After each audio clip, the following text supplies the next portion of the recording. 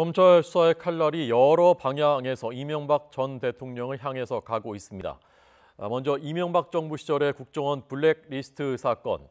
김미화 씨가 오늘은 검찰 조사를 받았습니다. 또 박원순 서울시장은 이명박 전 대통령을 처벌해달라면서 고소장을 냅니다.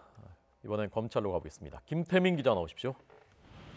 네, 서울중앙지방검찰청입니다. 네, 자 먼저 블랙리스트 수사 소식부터 전해주시죠. 네, 오늘 오전 출석했던 김미화 씨는 조금 전 오후 2시 10분쯤 귀가했습니다.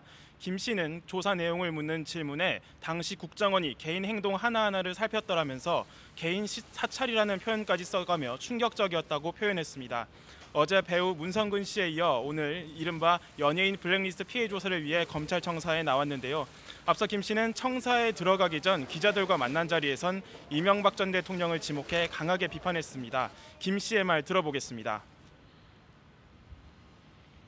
그러한 것들을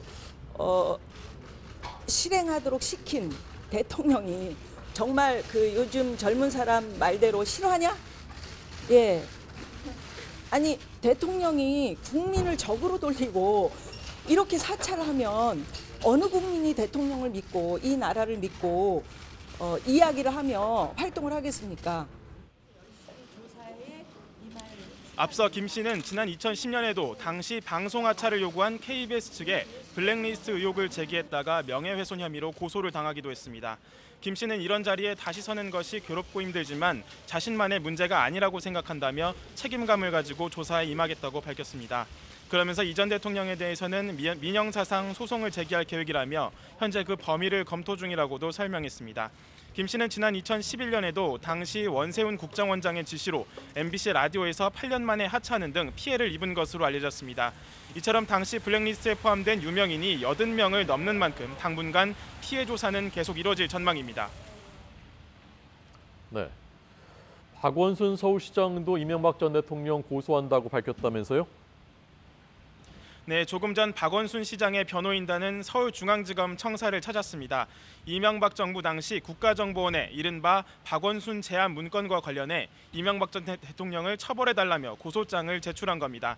앞서 박원순 시장은 오늘 국회에서 열린 민주당 적폐청산 TF회의에 참석해 권력을 남용해서 민주주의의 근간을 해치는 적폐는 청산돼야 한다고 밝혔습니다.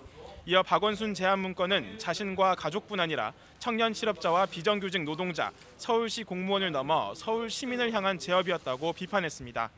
박 시장은 오래전부터 고발을 준비해왔지만 이번에 국정원 적폐청산 TF에서도 결론이 났고 민주당 적폐청산위원회도 활동하는 만큼 지금이 적절한 시기라고 판단했다고 설명했습니다.